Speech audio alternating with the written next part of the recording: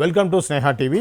తెలంగాణ తాజా రాజకీయాల విషయానికి వస్తే ఈరోజు అసెంబ్లీ సమావేశాలకి ప్రతిపక్ష నేత హోదాలో కేసీఆర్ రాబోతున్నారు.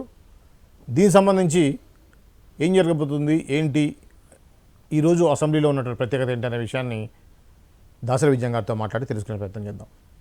విజయన్ గారు, కేసీఆర్ గారు మొట్టమొదటిసారిగా అసెంబ్లీకి ప్రతిపక్ష నేత హోదాలో వస్తున్నారు. సో ఈ ప్రత్యేకత ఏంటి, దాని తర్వాత మేడిగడ్డని చూడడానికి వెళ్తున్నారు.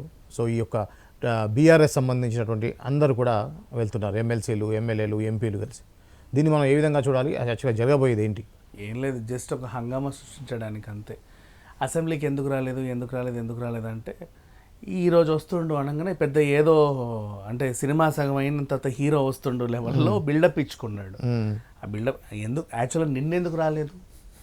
నిన్న మెయిన్ కదా, అవును, బడ్జెట్ పెట్టినప్పుడు నిన్న రావాలి కదా. నిన్న వాళ్ళని అడిగితే మీకు సమాధానం చెప్పడానికి కేసీఆర్ అవసరం లేదు, మేము చాలు అని చెప్పి కేటీఆర్ అన్నాడు. నిన్న రావాల్సింది. తెలంగాణకి నిధులు ఇవ్వలేదు కాబట్టి దాని మీద డిస్కషన్ బలంగా జరుగుతుంది కాబట్టి నిన్న రావాలా. ఆ డిస్కషన్ చల్లారినాక ఇవాళ నువ్వు రావడానికి కారణం ఏంటి?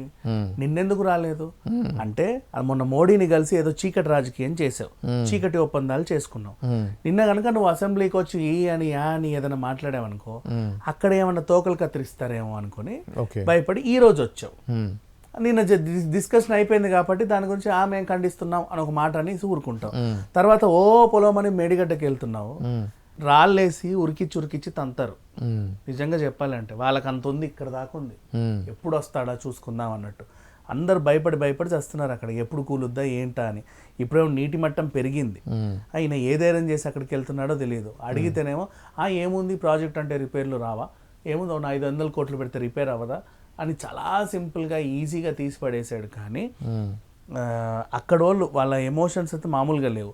ఎల్ఎన్టీకి నువ్వు ఇచ్చిన కాంట్రాక్ట్ అసలు ఎల్ఎన్టీ వాళ్ళు ఏమైనా అక్రమాలు చేశారా, నువ్వు వాళ్ళతో కలిసి ఏమైనా చేసావా అనేది మాత్రం ఇంకా బయటపడుద్ది.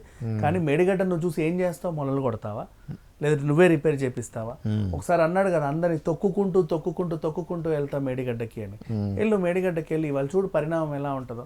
నువ్వు అక్కడికి వెళ్ళినంత మాత్రం అక్కడ ఒరిగేదేం లేదు. నువ్వు వెళ్ళి సందర్శించి దీనికి అది జరిగింది ఇది జరిగింది నువ్వు మాట్లాడడానికి అసలు అర్హత లేదు నీకు ఫస్ట్ ఆఫ్ ఆల్. ఎందుకంటే ఆ పెంటంతా చేసింది నువ్వే.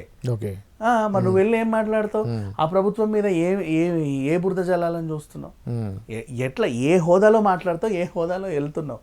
వెళ్ళని అంటే అసెంబ్లీలో కాసేపు ఉంటే ఎక్కువసేపు ఉంటే ఎక్కువ ఏమేమి అడుగుతారో అని చెప్పి తొందరగా ఈ షెడ్యూల్ పెట్టుకున్నాడు. బడ్జెట్ ఉంది ఎట్లా ఈరోజు? అవును, వాళ్ళ బడ్జెట్ ఉంది. యాక్చువల్లీ ఆయన ప్రెసెన్స్ చాలా అవసరం. లాస్ట్ వరకు ఉండి విని ప్రతి దాని మీద విశ్లేషించి తర్వాత మంచి చెడో దాని గురించి ఆలోచించాలి. అంటే బడ్జెట్ ని విన్న తర్వాత ఓకేలే మేము ఖండిస్తున్నాం అని ఒక మాట అనేసి మన మేడిగడ్డకు పోయి ఏం చేద్దామని అంటే ఒక రోజు ప్లాన్ చేసుకున్నావని టూర్ అంతా గబగబ అయ్యేటట్టు. ఏది ఏమైనప్పటికీ ఈయన చేసినటువంటి ఈ చర్య ఏదైతే ఉందో ఆ బిల్డప్ రాజకీయాలని చూస్తారు. ఇది బిల్డప్ రాజకీయాలకి కేటీఆర్ పెట్టింది పేరు. అండ్ ఇంకొకటి, కూతురు జైల్లో ఉంది, నిన్నేమో ఆయన ఘనంగా బర్త్డే సెలబ్రేషన్స్ చేసుకున్నారు. వావ్ హ్యావ్ అని. అంత అవసరం ఏముంది? బీఆర్ఎస్ కార్యకర్తలకైనా ఇలా ఉండాలి. అయ్యో మా ఆడబిడ్డ జైల్లో ఉంది, మేము ఇప్పుడు అన్న బర్త్డే చేస్తే ఏమనుకుంటారు, అబ్బాయి మేమేమనుకోం, హ్యాపీగా చేసేయండి అని. వీళ్ళు ఆ కేక్ కోయడానికన్నా సిగ్గు ఉండాలిగా కొంచెం అన్నా సరే. అది జరిగింది ఓవరాల్ గా. ఇప్పుడు ఈయన మేడిగడ్డ పోయినంత మాత్రం అక్కడ ఒరిగేదేం లేదు, ఇంకా కుంగుద్ది తప్పితే. వీళ్ళ మళ్ళీ అడిషనల్ బరువు మళ్ళీ అవసరం లేదు, కొంచెం దూరంగా ఉంటేనే బెటర్. ఇది అండి ఏదైతే ఈరోజు కేసీఆర్ అసెంబ్లీకి రాబోతున్నాడో దానికి సంబంధించి. అలానే అక్కడి నుంచి కాళేశ్వరం, మేడిగడ్డకి వెళ్తున్నారు ఈ బీఆర్ఎస్ నాయకులందరూ కూడా. సో ఏం జరగబోతుంది అనేది మనకు తెలుస్తుంది. తాజా సమాచారం కోసం చూస్తూనే ఉండండి స్నేహ టీవీ.